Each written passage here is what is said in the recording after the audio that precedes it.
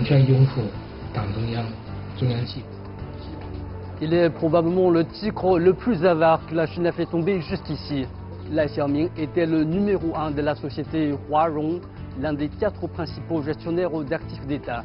On a découvert des centaines de millions de yuans en argent liquide dans ses domiciles, une trentaine de propriétés immobilières à son nom et des pots de vin de plusieurs milliards de yuans. Il n'est pas un cas isolé.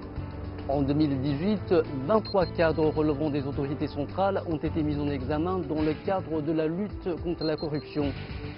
32 cadres du niveau ministériel ou supérieur ont été traduits en justice et 19 ont reçu une sentence. La lutte contre les tigres et les mouches a maintenu sa vigueur à tout échelon. L'année dernière, 638 000 dossiers ont été traités et 621 000 personnes sanctionnées. Elle a aussi élargi son champ de bataille en s'engageant en 2018 dans de nouveaux domaines tels que l'aide à la sortie de la pauvreté, la lutte contre la pollution environnementale et l'éradication des groupes de gangsters. En même temps, la Chine n'a pas épargné ses efforts dans la traque des corrompus en fuite. 307 cadres du parti et de l'État ont été appréhendés, dont 5 qui font l'objet de mandats d'arrêt internationaux. Si la lutte contre la corruption revêt une importance particulière, c'est parce qu'elle aide à renforcer la base pour la construction d'une société harmonieuse.